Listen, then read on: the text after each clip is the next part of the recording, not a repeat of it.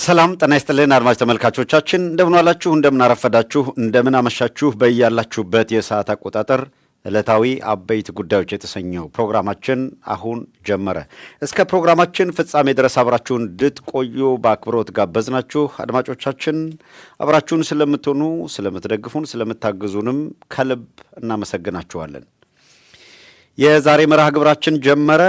ለኢትዮ ሰገነት ሚዲያ የደረሰው በእጃችን የገባው ጥብቅ መረጃ የአብይ አህመድ ቅጥፈት እነጌታቸው ረዳ የገቡበት አጣብቂኝና የጦርነት ውጥረት ርዕሰ ጉዳያችን ነው።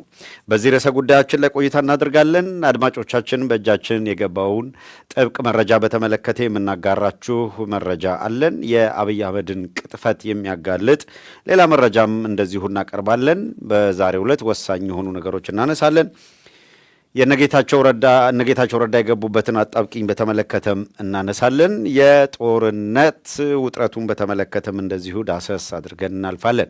በርዕሰ ጉዳያችን ላይ በሚኖረን ቆይታ የእናንተ ተሳትፎ ወሳኝ ነው። የገባ ነው በረምብል ነው፣ ምክንያት አለን። ይህንን ያደረግንበት ወደ ዝርዝር ጉዳዮቹ ሳንገባ በቀጥታ ወደ ፕሮግራማችን የምንገባው የገባንበት የረምብል ቻናል ለሚመለከተው ሁሉ እንዲደርስ በማድረግ ረገድ የእናንተ ሚና ወሳኝ ነው። ስለዚህ በተለይ አሁን በዚህ ሰዓት የሚተላለፈው ፕሮግራማችንን ዩቲዩብ ቻናል ላይ ሰርች እያደረጉ ያሉ እንዳይቸገሩ ስለማያገኙት ማድረግ ያለባችሁ ይህ የረምብል ቻናል ለሌሎች እንዲደርስ የፌስቡክ ገጻችሁ ላይ ለጥፉት፣ ቴሌግራም ቻናላችሁ ላይ አድርጉት፣ ዋትሳፕ እነዚህ ግሩፖች ያላችሁበት መሴንጀርን ጨምሮ ወደየ ግሩፖቻችሁ በመላክ በፍጥነት የሚመለከታቸው ወይም የሚፈልጉ ጋር እንዲደርስ ለማድረግ የእናንተ ብርቱ ጥረት ይኑር። ሌላው ልክ እንደ ዩቲዩብ ቻናል ሁሉ የላይክ በተኑን መጫናችሁን አትርሱ። ኮሜንት ለማድረግ ድጋፍ ለማድረግ ሱፐር ቻት ሱፐር ስቲከር ድጋፍ ለማድረግ ምቹ ሁኔታ አለው ረምብል። ድጋፍ እያደረጋችሁ ላላችሁም እጅግ በጣም እናመሰግናለን። ፈለግ በተደጋጋሚ የሱፐር ቻት እና ሱፐር ስቲከር ድጋፍ አድርጓል ወይም አድርጋለች። እናመሰግናለን ስለ ድጋፉ። ሌሎቻችሁ በድጋፍም በኮሜንትም የምትችሉትን ያክል ተሳትፎ አድርጉ። በዚሁ አጋጣሚ ደጋግመን እንደነገርናችሁ የረምብል ቻናልን ሊንኩን ክሊክ አድርጋችሁ ለመመልከት ችግር የለውም ሊንኩን እስካገኛችሁ ድረስ። ነገር ግን ገብታችሁ ሱፐር ቻት ሱፐር ስቲከር ድጋፍ ለማድረግ ኮሜንት ለመጻፍ አክቲቪቲዎች ውስጥ ለኢንጌጅ ለማድረግ ግን ልክ እንደ ዩቲዩብ ሁሉ ሰብስክራይብ ማድረግ ይጠበቅባችኋልና በዚህ ሰሞን በደንብ ካምፔን ማድረግ ያስፈልጋል። ይሄ ቻናል ለሌሎች እንዲደርስ ለማድረግ እናንተም እንድትገቡ ሌሎች በተለይ ደግሞ ሰብስክራይብ እንዲያደርጉ ብርቱ ጥረት ማድረግ ያስፈልጋል። ብርቱ ርብርብ ማድረግ ያስፈልጋል። ወደ ዛሬው ርዕሰ ጉዳያችን እናልፍና በመረጃዎቻችን ላይ አተኩረን መነሳት የሚገባቸውን ነጥቦች በሙሉ ለማንሳት የምንችለውን እናደርጋለን። እስከ ፕሮግራማችን ፍጻሜ ድረስ ከእኛ ጋር እንድትቆዩ ያው በአክብሮት ነው የምንጋብዛችሁ። በቀደም ያነሳ ነው አለ ከዚህ ከብርሃኑ ጁላ ንግግር ጋር ከአብይ አህመድ ንግግር ጋር ያነሳ ነው አለ ከጌታቸው ረዳ ዛሬ አንድ ያመጣው ኮንፈርሜሽን አለ። እሱንም በርዕሰ ጉዳያችን ስለተካተተ ኋላ ላይ ቀዳሚ አድርገን እንድታደምጡት እናደርጋለን። በዕለቱ ሊነሱ ከሚገቡ መረጃዎች መካከል የተወሰኑትን እናነሳለን። ረምብል ላይ እንዳልናችሁ በተለይ ተሳትፎ የምታደርጉ አካላት ሰብስክራይብ ያላደረጋችሁ ኮሜንት እንድታደርጉ እንደዚህ ስለማይፈቅድላችሁ ነው። በፍጥነት ሰብስክራይብ ማድረጋችሁን እርግጠኛ ሆኑ። የቴሌግራም ቻናሎቻችንን የዌብሳይት በጣም እናመሰግናለን። አሁን የተወሰኑት ገብተው ዌብሳይቱን እዚህ ፖስት እያደረጉ እንድትመዘገቡ በቋሚነት ለማገዝ እንድትመዘገቡ እያደረጉ ነው። አንዱ በጠላትነት የተሰለፈ አካል ወሽመጡ የሚቆረጠው በዚህ ነው። ትላንትና በአየር ላይ ያለን በርብርብ አድርገዋል። በጣም በከፍተኛ ሁኔታ መጀመሪያ አይ ቲንክ ተከታትላችሁታል። በጣም ላግ ማድረግ ወዘተረፈ እነዚህ ሙከራዎች ነበሩ። መጨረሻ ላይ ተርሚኔት ተደረገ ማለት ዩቲዩብ በማዘጋት ማቆም እንደማይችሉ እዛው ላይ ዩቲዩቡ ላይ የነበረው አካል ሙቭ አድርጎ ረምብሉ ላይ ሲከታተል ነበረ። ትላንትናው ጭንቀት እንረዳለን። በተለይ በአገዛዙ በኩል ቀደም ብለው ዝግጅት አድርገውበት ያዘጋጃቸው ሰራዊቶች ዘመቻ ሪፖርት ለማድረግ ምናምን ዝግጁ ናቸው። ለምን አብይ አህመድ ከፍተኛ የሆነ ቅጥፈት ትላንትና ፓርላማ ላይ ሄዶ ይቀጥፋል። ሂዶ የሚቀጥፈውን ቅጥፈት ደግሞ እንደምታውቁት በፈርጁ አድርገን አዘጋጅተን መተን ብትን አድርገን ቅጥፈቱን እናጋልጣለን። አንድ ቀን ማደር አይችልም።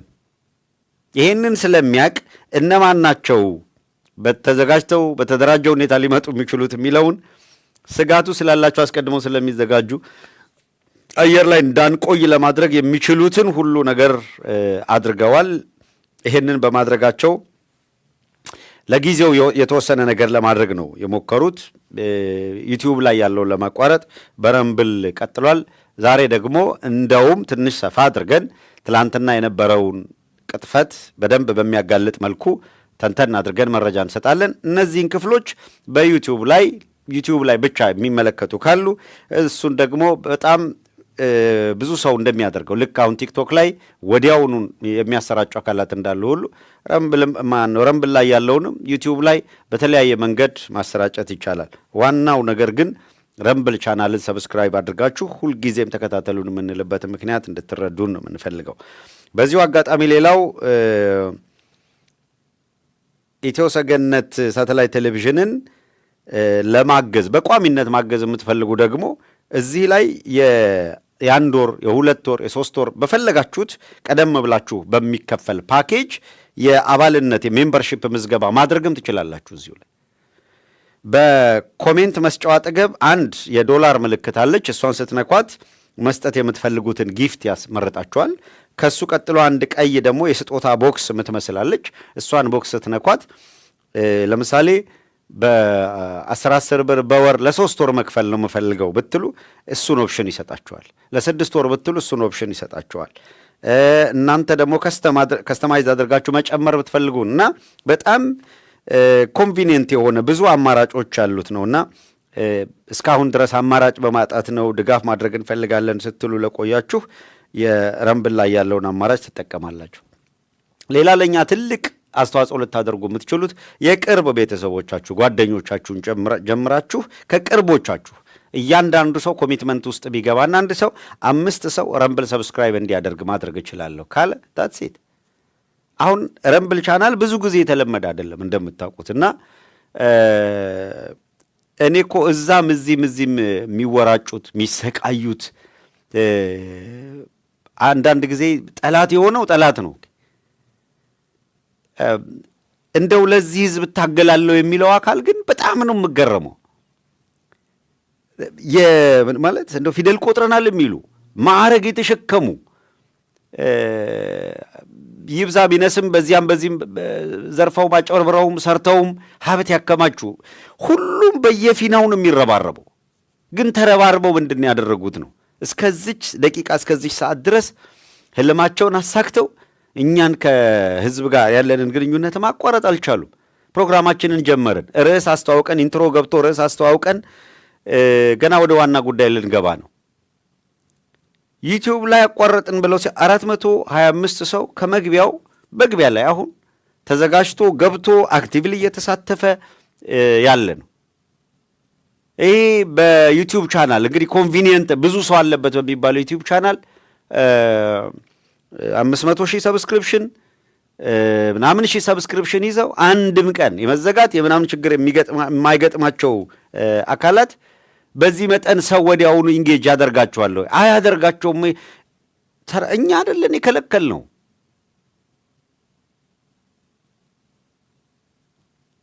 እና ለምን እንደሚሰቃዩ ራሳቸውን ለምን በዚህ ሁኔታ ውስጥ እንደሚያሰቃዩ አይገባኝም። ዞሮ አሁንም ጊዜ በዚህ ጉዳይ ላይ አላባክንም። ምክንያቱም በጣም ቁልፍ የሆኑ መረጃዎች አሉ። እነሱ ላይ የግድ ማተኮር ይገባናል፣ ጊዜያችንን በአግባቡ እንድንጠቀም። ቀዳሚ የምናደርገው የዕለት መረጃዎች መካከል በትግራይ እንደምታውቁት ከዚህ ካለፈው ኮንፍሊክት ጋር በተያያዘ ችግር ጋር በተያያዘ ከቀዳሚ ጦርነት ጋር በተያያዘ ይህም እነ አብይ አህመድ አቅደው በቅድ ተመርተው አሳካ ነው የሚሉት ነው። በዘላቂነት እሱን ለማስፈጸምም ነው የሚሄዱት። ያ ሁላ አውዳሚ ጦርነት ከተካሄደ በኋላ በአማራም በትግራይም በሁለቱም ክልል ከፍተኛ ውድመት ከደረሰ በኋላ ኦህዴድ ባቀደውና ባለመው መንገድ ይሄ በፕሮቴስታንት እምነት ውስጥ የተከለለ ግን የፕሮስፐሪቲ ጎስፕል እምነት ተከታይ አራማጅ አብዮተኛ ነኝ የሚለው አካል ቀን ወጥቶልኛል በሚል የአብይ አህመድን ዱካ ተከትሎ እነ ማን አክሊሉ ነው እነ ዩጩፋ ወዘተረፈ የሚመሩት አብይ አህመድ በበላይነት የበላይ ጠባቂ ሆኖ የሚመራው ቲም ሳሊቬት ያደረገው ማህበሩ ተከፈለ፣ ተሰነጠቀ፣ ሲኖዶሱ ወደቀ፣ ወደመ ወዘተረፈ ሲል የነበረ አካል የኦሮሚያው ኃይል ጫካ የተሾመ ሲኖዶስ ጫካ ተሹሞ ምናምን ሊቆይ እንዳልሆነ ግልጽ ነው። መተው ጋንጋፕ አድርገው ጫካ የተሾመ ቡድን ይዘው መተው ሲኖዶሱን መቆጣጠር ነበረ። አሁን ሲኖዶሱን የቤተ መንግስቱ እንደ በቀደም አባቶች ሲያነሱት እንደነበረ በዚሁ አጋጣሚ በአገር ውስጥ ወደ ከ8 እስከ 9 ሺህ እንደሚደርሱ ይገለጻል። ከድሮን ጥቃት ከመረሸን እየተሰበሰቡ አምልጠው ወደየ በረሃው የገቡ የቤተክርስቲያኗ አብነት ተማሪዎች፣ ዲያቆን፣ ካህናት፣ ቀሳውስት እነዚህን ብቻ በቁጥር ካውንት ተደርጎ ቢወሰድ ከ9 ሺህ ያላነሱ በየጫካው እንዳሉ ነው የሚነገረው።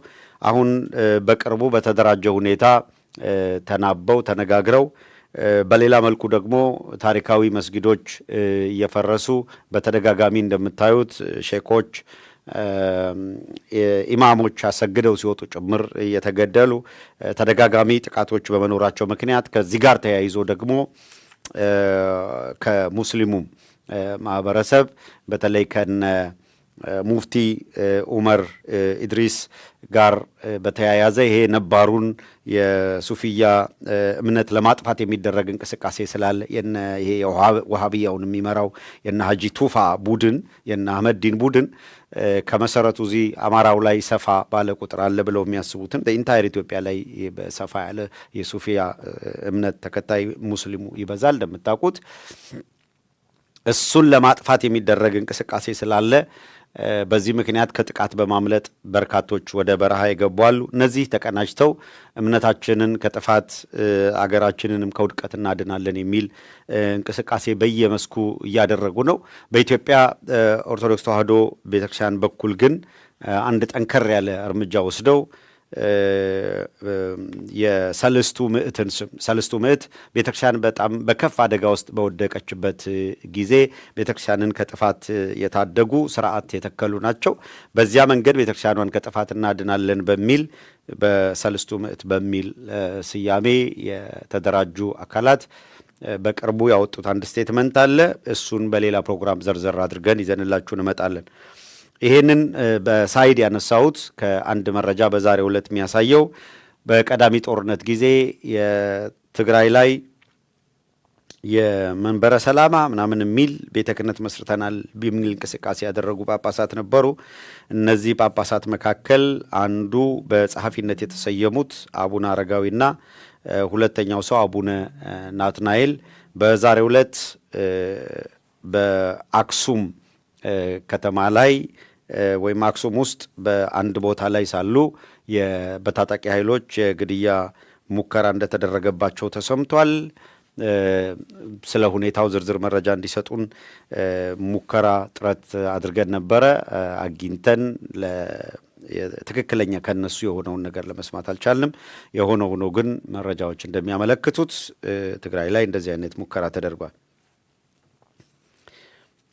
ሌላው የቤት ክራይም በተመለከተ የአዳነች አቤቤ አገዛዝ በየዓመቱ የግል ቤቶች 11.5 በመቶ በቤቱ ላይ በዓመት አንዴ ጭማሬ እንዲያደርጉ የሚፈቅድ ወይም የሚያዝ አዋጅ ወይም መመሪያ አሊያም ደንብ ብለው አውጥተዋል።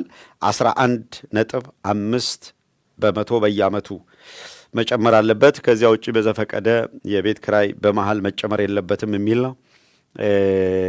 እነሱ ግን የሚገርመው ከአከራዩ ላይ ግብር ብለው ይወስዳሉ፣ እንደገና ከተከራዩ ላይ ይወስዳሉ፣ ከሁለቱም አካል ይመነትፋሉ። የሚወስዱትን ገንዘብ ለሚፈልጉት ኢምፓወርመንት ያውሉታል። እሱም በዝርዝር እንመጣበታለን። እንዴት የጦርነት በጀት ውስጥ ገብተው ሀገሪቷን ምስቅልቅል ውስጥ እንደከተቷት እናነሳለን። አብራችሁን ቆዩ እስከ ፍጻሜ ድረስ።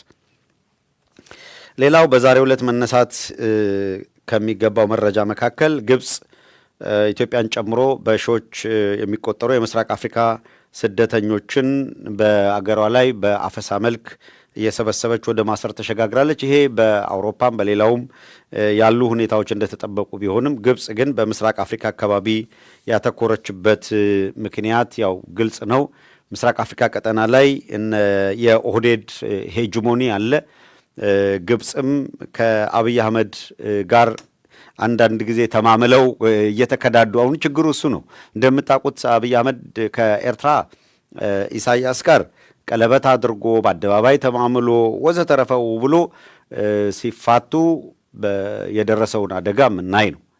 ግብጽም አደባባይ ላይ ሄዶ መሐላ ፈጽሞ ምናምን ተማማልን ገለመሌ ብሎ መጣ። ከዛ በኋላ ወደ ጸብ ተገባ፣ መርህ አልባ ግንኙነት። አሁን የምናየውን አደጋ ይዞ መጥቷል። ከዚያ በምስራቅ አፍሪካ ቀጠና እንግዲህ ወደ አይቀሬ ጦርነት የሚገባ ከሆነ ማን ከማን ጋር ይሰለፋል የሚለውን ደጋግመን አንስተናል። አሁን አንሄድበትም። ከዚሁ ጋር ተያይዞ በየሀገራቸው ያሉ ዜጎችን ሊሰልሉን ይችላሉ፣ ይሄን ሊያደርጉ ይችላሉ የሚል እርምጃ ነው እየወሰዱ ያሉት። ኢትዮጵያ ውስጥ የግብፅ ምናምን ተውት። ኢትዮጵያ ውስጥ የኤርትራ ተወላጅ፣ ትግራይ፣ አማራ በሙሉ እየተለቀመ እንዲጸዳ እየተደረገ ነው ያለው። ይሄ ግልጽ ነው በነ ጌታቸው ረዳ በርዕሰ ጉዳያችን ላይ ስለ ጌታቸው ረዳ በጠቀስነው ክፍል ላይ ይሄንኑ እናነሳለን። የጌታቸው ረዳን ንግግር ሁሉ መነሻ ዋቢ አድርገንም እንነጋገርበታለን። እንግዲህ ግብፅ ሰብሰብ አድርጋ ማሰሯ ወደ ምንድነው ጥያቄ ያስነሳ ነው። ኢትዮጵያውያን በብዛት አሉበት። ይሁን እንጂ ኢትዮጵያውያን ብቻ ሳይሆኑ የምስራቅ አፍሪካ አካባቢ ተወላጅ የሆኑ ዜጎች ላይ ግን ባተኮረ መልኩ ነው አፈሳ፣ እስር እየተፈጸመ የሚገኘው። በዕለት መረጃ ይሄንን ካነሳን ወደ ዝርዝሩ እንሂድ። ወደ ቀጥታ ርዕሰ ጉዳዩ ላይ ላተኩር። በእጃችን የገባው ጥብቅ መረጃና የአብይ አህመድ ቅጥፈት ወደሚለው ሊሄድ እሱ ርዕሰ ጉዳዩ በተለይ ሁለተኛው ሰፋ ሊል ስለሚችል ከትላንት በፓርላማ ካሰማው ዲስኩር አንጻር እሱ የተናገረውና መሬት ላይ ያለው እውነታ ምንድን ነው የሚለውን በደንብ እናነሳለን። በዚሁ አጋጣሚ ይሄ ነጥብ የአብይ አገዛዝ ቅጥፈት ቀጥፎ እንዳይሄድ ማድረግ ነው። የዓለም አቀፍ ማን ነው አይኤምኤፍ አያውቀውም፣ ወርልድ ባንክ አያውቀውም፣ ከላይ አያውቀውም በሚል አይደለም።